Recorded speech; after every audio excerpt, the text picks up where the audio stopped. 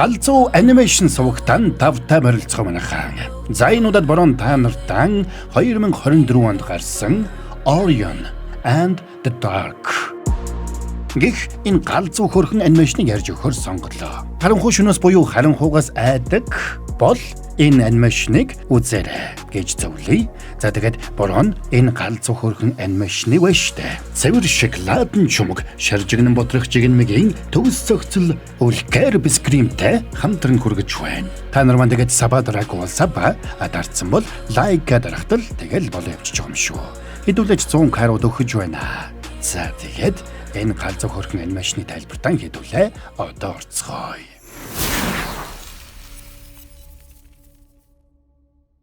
За 11 настай Orion хүү өөрийнхөө краш Селли охинтой яриа өдөхөөр алхаж яваагаар энэ галзуу анимашн маань эхэлнэ. Гэвч тулаад очисон даруйда зүрхэн хүрлгүй хажуугаар нь гараад явчихлаа. Учир нь тэр нэлээд аймхаа хүү байлаа. Тэр гологдохоос, ичгэвтер байдалд орохоо сайн. Сургуулийн сэтгэл зүйч тэрнийг айдсаа тэмдэглэлийн дэвтэртээ бичих юм уу зурвал өөрт нь хэрэгтэй гэж зөвлөсөн учраас Orion айдас давтах бүрдээ юунаас айж байгаагаа тэмдэглэлийн дэвтэртээ зурдаг болж. Жишээ нь дэвтрийнхээ 14 дугаар хуудсанд нойлын ус таттал бөглөрөөд урдаас нь буудаад сургуулийг бүхэлд нь усанд давтуулах вий гэхээс айдаг тухайга зурсан байлаа. Тэр бас багшийн асуултанд буруу хариулж ангийнхандаа шоолуулахаас айдаг. За бас муу усны нүхэн дотор аимшигт алиалагч амьдардаг байх вий гэхээс айн. Бохир харилцуураас халдвар авах вий, шумууланд хатгуулаад халдварт өвчин тусчих вий, өндрөөс унчих вий, нохойнд хазуулчих вий, зүгийд хатгуулчих вий, далайд живчих вий, өөрөөс нь болоод баг нь ялагчих вий гэхээс айдаг. Бас ховцос солих өрөөнд дээрлэхүү ричитэй тарахаас айна. Нэг өдөр багш нь эрэх таваа гарагт сургуулийн аяллаар одон орон судлалын музей явах гэж байгааг нь сануулад эцэг эхээсээ авчирсан зөвшөөрлийн хуудасаа ширээн дээр нь үлдээхийг сануулдаг. Мань хүүч уламжлалт ёсоор аялалд явахаас айж байлаа. Тэм учраас эцэг эх нь одон орон судлалын музей руу аяллаар явахыг нь зөвшөөрөөгүй гэж худлаа хэлдэг. Тэгсэн сургуулийн үүдэн дээр Селли тараад одон орон судлалын музейн аялал их хөгжилтэй байна бах та. Чи явна үсттэй. Тэгвэл автобусанд хамт сууя. Гэсэнд мань Orion дотроо их баярлсан ч энийг илэрхийлж чадсангүй гацчихна. Тэгсэн Селлигийн ээж нь ирсэнд тэр ирэх нэгтгэхэд хурцацгаая гэд гүгэд явчлаа. Orion хүү одон орон судлалын музей руу явах аялалд явахгүй болсон доо урамгүй байлаа. Гэхдээ гэртээ ирэх бүрдээ тэр өөр нэг айдас давтна. Сургуулаасаа ирэхэд нь эцэг эхэн тэрнийг хаяад нүүгээд явчихсан байх вий гэхээс. Гэртээ ирэхэд нь ээж нь Orionыг нуучихсан байсан эцэг эхийн зөвшөөрлийн хуудсыг нь олчихсан байлаа. Тэгэд яагаад ангийнхантайгаа музей үзэх аялалд явах хүсэлгүй байгааг нь асуусан ч мань нөхөр тоймтой зүйл хэлсэнгүй. Тэгэд эцэг эхэн тэрнийг яв гэж ядгсан ч хүү өөртөө итгэлгүй байлаа. Айд сандарна гэдэг байдаг л зүйл. Гол нь тэр айдастаа автаж амьдралаа хязгаарлахгүй байх нь л чухал. Үнэн шүү. Хэрвээ айдастаа автсан бол аав нь ээжтэй нь гэрэл чадахгүй байх байсан шүү дээ. Тэгэхээр айдсаа мэдэр. Тэгэд айсан ч хамаагүй хий. Ээж аав нь тэр нь туслах гэж байдгаараа оролддог ч Orion хүү ягаад ч юм айдсаа захирч чаддаггүй байжээ. Орой болоход мань хүний хамгийн том айдас нь эхэлдэг. Orion хүү түнэр харанхуугаас өнхөлцгөө хагартал байна. Тиймээс тэр унтахаас өмнө аав ээжээрээ үлгэр уншуулахыг хүсч өрөөнийхөө хаалгыг нээлттэй байлгахыг гуйдаг байлаа. Гэвч гэрэл унтарсан даруйд Orion хүүгийн айдас хүйдэс эхэлнэ. Тэр нэг өрөө гадаа бороо орж ширүүн салхилсанд Orion хүү айдас тавтаж эхэллээ. Тэгээд дарга барсан тэр харанхуу ч юм уу харгас амтан намаа ганцаараа минь орхиод өгөөч гэж хашгираад баг зэрэг тайвширлаа. Тэгсэн гэнт өрөөнд нь харанхуй өөрөө хүрээд ирлээ. Би чамаас бүр залхаж гүйцлээ. Шүн бүр хашгираад л. Намаа хараагаад л. Жилийн 365 шүн зогсолтгүй намайг дуудахыг чинь бүр тэсэхгүй нь. Чи хэм бэ? Чи ойлгохгүй нү? Өөрөө харанхуй байна. Гадаа харанхуй байна. Харин би өөрөө харанхуй байна. Дахиад л. Хүмүүс надаас айдаг нь үнэн. Гэхдээ чиний айдас бол бүр өөр төвшөнд хүрсэн байна хөөе. Бүх хүүхэд харанхуугаас айдагч. Чи бол үнэндээ нэр хамгийн ядаргаад хамгийн чанга дуутай үнэхээр зовлонтой юм заа юу. Харанхуу гэж байхгүй. Харанхуу гэж байхгүй. Тэгээ чи яг надтай яриад байгаа. Харанхуу бол гэрэлгүй орчин болохоос хачин зарайтай хүүгэлдэн киноны баатар биш. Би чамтай ярихгүй. Ягаад гэвэл чи жинхэнэ биш. Хүмүүс миний талаар хачин бодолтой явах юм аа. Гэхдээ бүгд л миний эсрэг байх юм ч одоо би хэн нэгнийг айлах гээд байдаг аимшиг мангас биш штэ. Зүгээр л ажиллаа хийх гэж хичээж байгаа жирийн л нэг залуу. Даанч хүмүүс намайг чижилж үзэн ядаад байх юм ч одоо. Зарим нь намайг хийнч биш гэж боддог бүр. Уучлаарай, чамайг гомдоо гээгүй шүү. Би хүмүүст хайртай. Даанч тэд нар надад ерөөс боломж олгодгүй. За ингэж харанхуйг сэтгэлээ нээж ярьсанд Орionхүү тэрнийг өрөвдлөө. Бас харанхуй өөртөө нэг адилхан юм шиг тэрэн санагдлаа. Тэгэд сургуулийнхын хүүхдүүд өөрийг нь дандаа буруугаар боддог талаар харанхуйд ярьж өгöd. Би хайдгүй олмоор байна гэж чин сэтгэлээсээ хүснэ. Тэгвэл сайн л байна. Тэгэх юм бол чамайг шүн болгон хашгирахыг чинь би сонсохгүй болно шүү дээ. Гэхдээ ер нь энийг засах нэг арга оллоо. Чи надтай нэг шүн яваад миний ажлыг үз. Тэгэд намайг аимшигтай нэг юм биш болохыг ойлгоно заяа. Харин шүнийн харанхуй ямар үтсгэлэнтэй болохыг ойлгоно. Чи юу гэж бодож байна? Би явахгүй. За хэрвээ үлдсэн амьдралаа тэгээ айдас тавтаад өнгөрүүлмээр байгаа юм бол гэд өөрөө л мэдэхгүй юу. Тэгсэн Орион бүх айдсаа эргэж санаад зоригоо чангалж би ер нь явъя гэж зоригтой шийдвэр гаргана. Тэгээд харанхуйтай гар барьсанд харанхуйч тэрнийг аваад нислээ. Үүнтэй зэрэгцээд дүрс солигдоход том болсон Орион харанхуйгаас айдаг охинтойгоо ярилцаж байгаагаар үйл явдал орно. Орион охиноо харанхуйгаас айхыг нь болиулахын тулд өөрөө багада яаж харанхуйгаас айхаа болсон тухайга ярьж өгч байгаа нь тэр байж. Охин нь харанхуйгаас айх айдас бол хувьслын явцад хүн бүрийн дотор шингэсэн зүйл учраас энийг дарах ямар ч боломжгүй гэж бодно. Гэвч Орион охиноо ятгах чадсан учраас охин нь тэрний яриаг үргэлжлүүлээд сонсохоор болдог. За ингээд харанхуй Орionхүүг тэрврээд дэлхий даяар нисэж газар бүрт харанхуй шүнийг авчирлаа. Тэгсэн Орionхүү шүнийн үтсгэлэн анзаарахаас илүү өндрөөс унчихгүй гэхээс л айж байлаа. Тиймээс нүдэ тагилчхад юу ч харахгүй байна. Харанхуй тэрнийг болиулах гэж байгаад газарт унах шахна. Тэгээд тэрнийг нэлээд ядгасны эцэс дахиад нуруунд дээрээ суулгаж угаад шүнийн үтсгэлэн харуулахаар нислээ. Тэгсэн тэдэндээ зэрэгцээд эсрэг талд нь гэрэл нисж ирээд дэлхий даяар өглөөг авчирч байлаа. Харин энэ зур харанхуй хүүд өөрийнхөө ажлын чухлыг тайлбарлах гэж байдгаараа л хийж байна. Хэрвээ би байхгүй болно штэ, бусд нь ажиллаа хийж чадахгүй болно штэ. Бусд нь гинэ? Бусд гэж бас байгаа мó?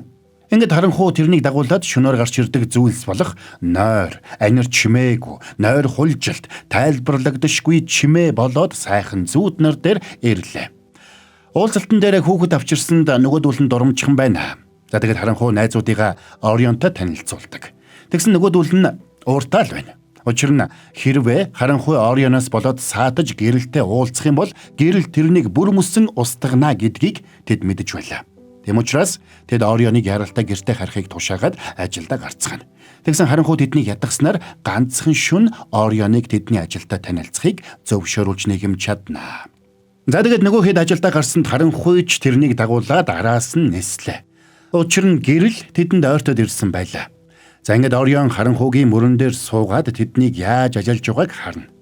Хамгийн түрүүнд нойр шидэт дээр болоод шидэт нойрсуулагч шидэт алах зэрэгээ ашиглаж бүх хүмүүсийг унтуулж эхэллээ. Тэгсэн энийг харсан Орион унтахаа сайнаа. Тиймээс харанхуй тэрнийг дагуулад нойр хулжилт хэрхэн ажилдаг болохыг харуулдаг. Нойр хулжилт их хотоор нисэж унтаж байсан хүмүүсийн чихэнд янз бүрийн санаа зовоосон зүйлсийг шивнээд сэрэж эхэлдэг. Тэгсэн тэрний ажиллаж байгаа нь Орионд бас л таалагдаагүй учраас харанхуй Орионыг дагуулад анир чимээгүүдээр ирнэ. Анир чимээгүй шөнийн орчинд тархсан бүхий л дуу чимээг өөртөө сорж авахд тосхон бүхэлдээ нам гүн боллоо. Тэгсэн Орион энэ нам гүн байдлаас айсанда хитрхи чимээгүй байна. Гэсэнд анир чимээгүй уурлаад тэрнийг аваад бушуухан холдож явахыг харанхуйд тушаадаг. Гэтэл тэд тайлбарлагдашгүй чимээ хэрхэн ажиллаж байгааг хардаг. Гэвч Орionхүү бас л тэрний ажилд саад болоод уурлуулчихна. За ингээд тэд хамтдаа харанхуйгийн хамгийн шилдэг хамтрагч болох сайхан зүүд рүү очино. Тэгээд тэдний хүний оюун бодол руу нэвтэрсэнд сайхан зүүд тэрний оюун санаан дэх айдас түгшүүрийг арилгаж сайхан зүүд болгож хувиргаж байлаа. Тэгсэн Орион өөрийнхөө хар дарсан зүүдийг ярьсанд нөгөө эмэгтэй сайхан зүүд бүхэлдээ аимшигтай хар дарсан зүүд болоод хувирлаа. Ингээд зүүдний ертөнц бүхэлдээ эмэх замбраагүй байдалд автсанд харанхуй тэрнийг бушуухан шиг аваад тэндээс зогтдог. Эннээс болоод сайхан зүүдийн ажил бүхэлдээ бүтлгүйдэж уурандаа Орион харанхуй хоёрыг орхиод явна. Орionхүү ямар ч айдсаа ялан дийлж чадаагүйдээ улам л сэтгэлээр унсан байлаа. За яах вэ? Гэхдээ чи ядаж надаас айха болсон байгаа зү. Эсвэл айсан хэвээр байгаа мó? Би чамаас харин айхгүй байна. Харж байгаа биз? Энийг л яриад байсан юм шүү дээ. За тэгээд тэр хоёр баяртайгаар инээлдэцгаана. Миний охин энэ түүхийг сонсоод их баярлах байх та. Чи охинтой болоход арай залуу юм биш үү? Миний ирээдүйн охин. Чи жирэн жоохон ачуу хөхтэй шүү. За тэгээд тэр харанхуйтай үргэлжлүүлээд шөнөөр нисгэд энэ удаад бүх зүйл тэрэнд өөр харагдаж эхэлжээ. Орион хүү шөнийн харанхуйг маш үцэглэнтэй болохыг илүү тод мэдэрч харанхуйгийн найзуудад ажиллаа хийхэд нь хүртэл тус болно.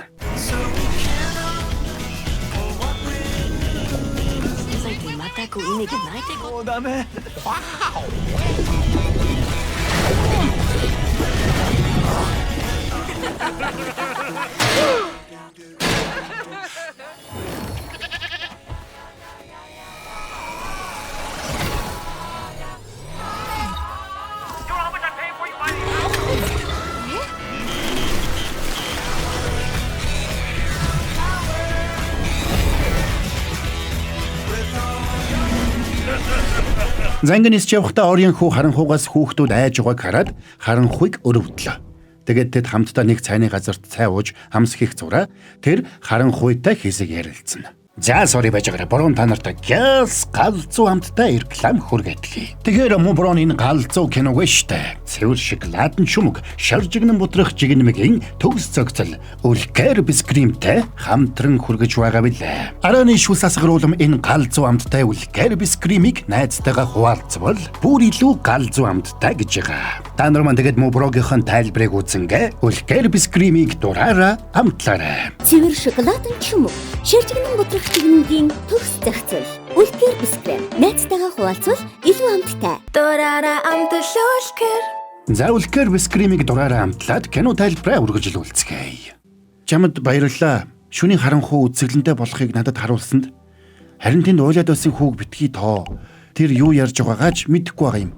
Би ч бас өмнө нь тэрэн шиг буруу бодолтой байсан. Гэхдээ вштэй. Би ч бас нэг зүйлээс айдсан штт. Тэдний миний талаарх бүх бодол нь үнэн байх вэ гэхээс айдаг. Би сайн залуу биш. Харин аимшигтай амьтан байх вэ гэхээс айдаг. Гүй ээ, харин ч би чамайг сайн залуу гэдэгт чинь итгэж байна. За тэдний гарахад тэртээс гэрэл ирж байгаа харагдлаа. Орион энийг хараад гэрлийн талаар ийдэг бодолтой явдаг тухайга хэлсэнд харанхуйд энэ нь таалагдсангүй. Залуу минь, ингэхэ болвол яасан? Хоёулаа яг л нэг хуваараар ажилдаг. Гэтэл чи дандаа хоцроод надтай таарчих юм. Тэгээд лөөртэй итгэлгүй байдлаа надад гаргаад л. Тэгсэн би өдөр бүр дэлхийд итгэл найдвар гэрэл гэгээ авчирсаар байна штэ. Харин чи яг эсэргийг нь авчирдаг. Хэрвээ амьд үлдмээр байгаа бол 3 секундын дотор наанаасаа явж үз. Орионы энэ түүхийг сонссон охин нь тэрэнд хамтдаа яг л харанхуй бяцхан Орион хоёр шиг гадуур алхах санал тавьсанд Орионч охиноо дагуулад гадуур алхлаа. За тэгээд тэр хоёр харанхуй цэцэрлэг дундуур явах гэснээ болгоомжуулж хөл хөдөлгөөн ихтэй хотын төвөөр алхацгаана. Энэ үеэр охин нь тэрнийг харанхуй цэцэрлэгт хүрээлэнгээс болгоомжуулж байгааг анзаарчээ. Тиймээс аавынх нь ярьсан түүх үнэн эсхийг лавладаг. Орион бантаж энэ их төвөгтэй түүхэлдэ гэж хариуллаа. Гэхдээ аава эцэг эхчүүд дандаа л энгийн түүх ярьдаг штэ. Орион хүү харанхуйгаас айдаг байсан чинь харанхуй их сайн залуу байж тараад тэгэд Орион хүү харанхуйгаас айхаа болоод хамтдаа баярлаад л. Гэхдээ амьдрал ийм энгийн биш штэ. Тийм ээ. Чамтай санал нэг байна. Ингээд Орион түүхээ үргэлжлүүлээд ярина. Орион хүү харанхуй болоод тэрний найзуудтай хөгжилдөж явсан ч нэг байшин руу орохоос айлаа. Тэгээд хүү тэдэнд өдрийн цагаар бүх зүйл ямар гэрэлтэй, ямар тогтохтой байдаг талаар ярьж өгнө. Та нар өөрсдөө нүдэрээ хараагүй болохоор тэр бүхэн ямар сайхан байдгийг даанч мэдэхгүй л дээ. Харанхуй дагаа болохоор мэдэх харах байхгүй штэ. Тэгвэл бүх асуудал харанхуйгаас болсон гэсэн үг үү? Мэдэхгүй. Би харанхуйд дуртай л да. Тэр сайн залуу. Гэхдээ зүгээр ойлгоорой. Та нар харанхуйтай хамт байгаад л байх юм бол гэрлийн өгдөг тэр бүх сайхан зүйлсийг харж чадахгүй л гэх гисэн. Тэгсэн тэдний яриаг харанхуй сонсчихсан байж. Тэгээд тэр Орионд гомдсонд хүү тэрнийг гомдохыг хүсээгүй гэдгээ тайлбарлана. Үгүй хоёр зүйлд хоёуланд нь дуртай байлаа гэд нөгөөг нь үгүйсгэн гэсэн үг биш штэ. Жишээ нь би заримагт дуртай байлаа гэд шарсан төмсөн дургу болно гэсэн үг биш. Би зүгээр л тэдний гэрэлд мэдэрч болдог зүйлсийг л мэдэрч үзээсэй гэж хүссэндээ л тэгж ярьсан. Тэгвэл чи алинд нь яг илүү дуртай юм? Чи тэдэнд тэгж ярьснараа миний дэргэд байх нь гэрлийн дэргэд байхаас дор гэж хэлсэнтэй адилхан биш юм уу? Хэрвээ чи үнэхээр тэгж бодоогүй юм бол дараагийн зогсоолдод тэдэнд энийгээ тайлбарлаж хэлээрэй. За ингээд дараагийн зогсоол зогсоход Орион бусдыгаа суулгаж жугаад харанхуйгийн талаар буруу ойлголт өгөхөөр зүйл ярьсан гэдгээ хэлж харанхуйг гайхалтай сайн залуу гэж магтсан ч цаадуул нь айл хэдийн гэрлийн талаар бодоод эхэлсэн байлаа. Тиймээс харанхуйтай хамтарч хиндэж анзаарагдalgүйгээр шаргуу хөдөлмөрлөдөг та нарт баярлалаа. Ингэснээр хүмүүс өдрийн гэрлийг илүү их баяртайгаар хүлээж авдаг. Анхаарал хандуулсанд баярлалаа. Гэвч тэрний яриаг сонссон бусд нь эхнээсээ гэрлийг хүлээж явгаад гэрэлд юу болдгийг харахаар шийдэж эхэлнэ. Харанхуй тэднийг болиулах гэж оролдсон ч тэд аль хэдийн сэтгэл шулууджээ. Чи дуугүй вэ? Чамаас л болоод бүгд биднийг үзэн яддаг. Би чиний найз штэ. Найз ч гэж дээ. Амьдралын сайн сайхнаас биднийг холдуулдаг найз гэж байд юм уу? Тайлбарлагдчихгүй чимээ минь дээ. Гү чи ингэж яваад өгч болохгүй штэ. Намайг одоо Дэби гэдэг болсон. Намайг Дэби гэж дуудсан юу? Ингээд харанхуугийн найзууд бүгдээрээ гэрлийг хүлээхээр шийдлээ. Харанхуй тэднийг цааш нь дагуулж явахаар ятгсан ч хинч өвөнд нь орсонгүй. Харанхуй тэднийг хамтдаа ажиллах ёстой гэж ятгсанд нөгөөдүүл нь тоосонгүй. За ингээд урам нь хугарсан мань харанхуй тэндээс гарч явлаа. Удалгүй гэрэлж ирлээ. Ингээд харанхуй Орионыг мөрөн дээрээ суулгаад гэрлүүн буцдаг. Харанхуй найзуудгүйгээр шүнийг авчрах нь утгагүй гэж бодож байлаа. Тэрэнд үлдсэн ганц найз нь Орион байсан ч Орион маргааш гэхэд тэрнийг орхих байлаа. Тиймээс харанхуй нэг уулын орой дээр суугаад гэрлийг хүлээхээр шийддэг. Чи ингэж болохгүй штэ. Гэрэлтэй уулзах юм бол чи үхэн. Надад хамаагүй. Угаасаа бүгдээрээ надад дургу. Бүгд дургу биш штэ. Тэгвэл яагаад бүгдээрээ намайг орхисон? Удалгүй гэрэлж тэрнийг гүйцээд ирлээ. Хэдийгээр Орион тэрнийг болиулах гэсэн ч харанхуй холдлгүй зогссоор гэрэлд өртөөд алга болно. Тэгсэн Орионы ярьсан энэ түүх охинд нь таалагдсангүй. Энэ түүх ингэж дуусчих болохгүй штэ. Гэхдээ эн чинь таны түүх үсттэй. Энэ угаасаа түүхтэй түүх гэж би хэлсэн биз? Тэгээд ч би энэ түүхийг яаж дуусгахыг мэдэхгүй байна. Орион охиндоо сансрын музейг үзүүлсэнд охиныхон сэтгэл хөдлөлөө. Ерөөсөө энэ түүхийг би зохиогоод дуусгая. Энэ түүх рүү чинь би орж ирье. Тэгэлдэ. Тэгвэл их сонирхолтой байна бах та. Би таныг жаахан байхад тантай хамт байсан бол тантай найз байх байсан болов уу гэж дандаа боддог. Зангид Орионы охин нь түүхийг үргэлжлүүлээд ярина. Урам нь хугарсан Орионтой Хайпэшиа охин таарлаа. Энэ бол эртний алдартай одон орон судлаачийн нэр байдаг. Хүү найзаагаа гомдоож төрсөн гэрээсээ алсгол хоцорсондоо урамгүй байлаа. Хайпэшиа охин ч харанхуй байхгүй бол шүн байхгүй, шүн байхгүй бол хинч унтахгүй, хинч унтахгүй бол бүгдээрээ галзуурна гэж тайлбарлаад хамтдаа харанхуйг эргүүлж авчрахаар шийддэг. Тэгэд Хайпэшиа харанхуйг эргүүлж авчрахад туслах зорилгоор шүнийн талаар бичсэн шүлгээ уншиж өгнө. Охины уншсан шүлгийн үгтэй адил зүйл дэлхийд даяар өрнж, дэлхий бүхэлдээ хит их гэрэл, хит их дуу чимээ, хит их халуун, хит их стресст автаж эхэллээ. Энийг харсан харанхуй найзууд бүгдээрээ харанхуйг авчрахаар Орион Хайпэшиа хоёр дээр эрдэцгэн. Би харанхуйг гэрэл үгүй орчин гэж боддог байсан. Гэтэл үнэндээ харанхуйд оддын гэрэл илүү хурц болж харагддаг. Анир чимээгүй дэлхийг нөмөрч, амттай сайхан зүүд биднийг хучдаг. Энэ бүхэн намайг харинч илүү амар тайван болгодог. Тиймээс би шүнийг санаж байна. Ингээд харанхуй найзууд хамтдаа цуглаж харанхуйг яаж эргүүлж авчрах талаар ярилццгаана.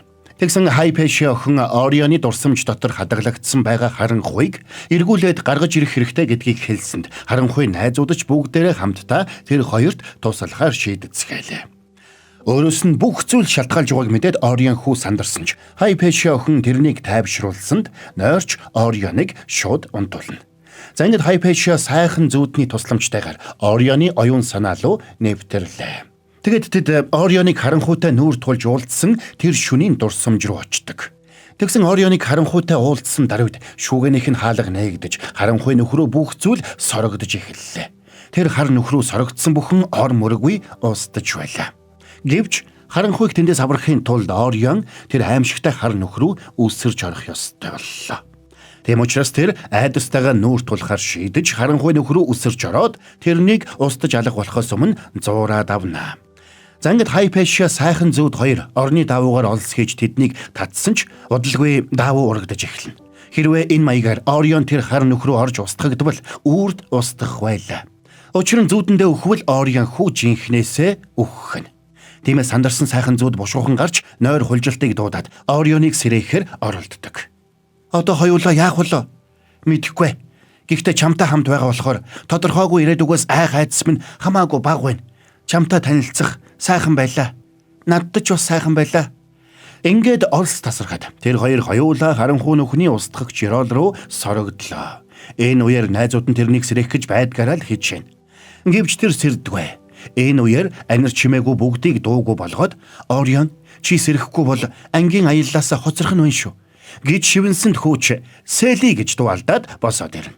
Үүнтэй зэрэгцээд харанхуйч гарч ирээд дэлхийг бүхэлд нь шөнийн харанхуй номерно. Энийг харсан бүгд шөнийн үдсгэлэн биширч хамтдаа сууцгаалаа. Удалгүй харанхуй Хайпэшэ хоёр ч ирцгэлээ. Дэлхийн нөгөө хязгаараас харанхуй шөнө эргэж ирсэнд хүмүүс баярлсан бол гэрэл өөрөө ч харанхуйг хараад баярлдаг. За ингээд дэлхий дахин бүхэлдээ хэвийн амьдралдаа эргэж орлоо. Харанхуй эргээд дэлхийг тойрч ниссэнд найзууд нь ч тэрнтэй уулзсандаа маш их баяртай байгаагаа илэрхийлцгэн. За ингээд харанхуй Орионыг гэрийнх нь гадаа хүргэж ирнэ. Хоёулаа маргааш уулзах уу? Уулзнаа. Гэхдээ яг ийм байдлаар биш. Чи харанхуйг тис өөр нүдээр харж эхлэх болно. Намайг ингэж цоо шинээр харах болсон чамд баярлалаа. Маргааш аялалдаа явна зү. Сандарч гинэ үү? Би хайж гинэ. Гэхдээ хайсан ч гэсэн хамаагүй. Би явна. Сайн байна. Бүх зүйл сайхан болноо. Чамтай танилцах таатай байлаа Хайпэшэ. Ингээд эднийг салах ёс хийхэд Хайпэшэ Орион хоёр харанхуйг тэрвэрч авцгаана. Энэ үеэр Орион Хайпэшэг ирээдүгөөс ирсэн охин нь гэдгийг олж мэднэ. Тэгээд тэрнийг цаг үе рүү буцаах гэсэн ч яаж буцаах учраа мэдэхгүй байлаа. Одоо яана? Эсвэл бид чамайг үрчлээд авчих юм уу? Миний ээж яах болж байна? Манай ээж чамд сайн хандах байхаа. Биш ээ, миний ээж таны ирээдүйн эхнэр. Би эхнэртэй болох юм уу? За ингээ ярилцаж байтал гинэт цонхоор нь ногоон гэрэл цацруулсан хувцастай хүү үсрээд ороод ирлээ. Тэр хүүг Тиког нэ. Тико Хайпэшэг аварч цаг хугацааны гажуудлаг за бас цаг хугацааны мангасуудыг зогсоохоор ирээдүгээс ирсэн байж.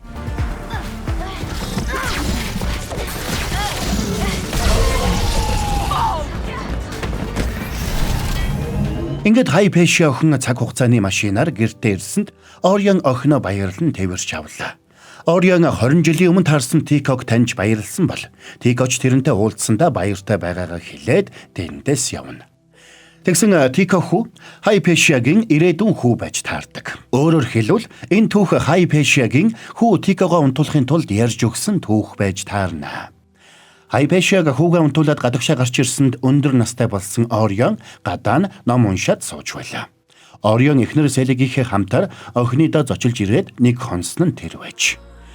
За тэгээд дүрс солигдоход одон орон судлалын музейд бяцхан Орион Селиг хоёр зэрэгцэж суугаад од гарагсыг гайхан биширч байгааг харуулснаар энэ галзуу анимашн маань дуусаж байгаа юм. За энд хүрээд энэ галзуу хөрхөн анимашны тайлбар маань дуусч байна. Морогийнх нь хэлснээр үнэхээр л галзуу хөрхөн анимашн хүн байсан байц. Тэгэхээр магадгүй та нарын маань донд харанхуй шөнөөс юм уу харанхуйгаас айдаг байснаа энэ анимашныг үзсний дараа тодорхой хэмжээгээр тэр айдас нь буурсан бол комментоор буруутайгаа хуваалцаарай. Тэгээд энэ галзуу хөрхөн анимашныг та нарт ярьж өгөхөд дугаарыг маань хамтрагчаар Цэвэр шоколадын шумэг шаржигнан бутрах жигнэмгийн төгс цогцол Үлкэр бискрим хамтран ажиллаа. Найзтайгаа хуваалцвал илүү галзуу амтагдах Үлкэр бискримийг та нар маань тэгээд дураараа амталцгаагаарай. Үлкэр бискрим. Та нар маань тэгээд саба дараагүй бол саба хадаарсан бол лайка дарахтал тэгэл болоо явчих юм шүү. Ингээд хэдүүлээ дараагийн бас нэгэн галзуу анимашны тайлбараар эргээд уулзцгаая.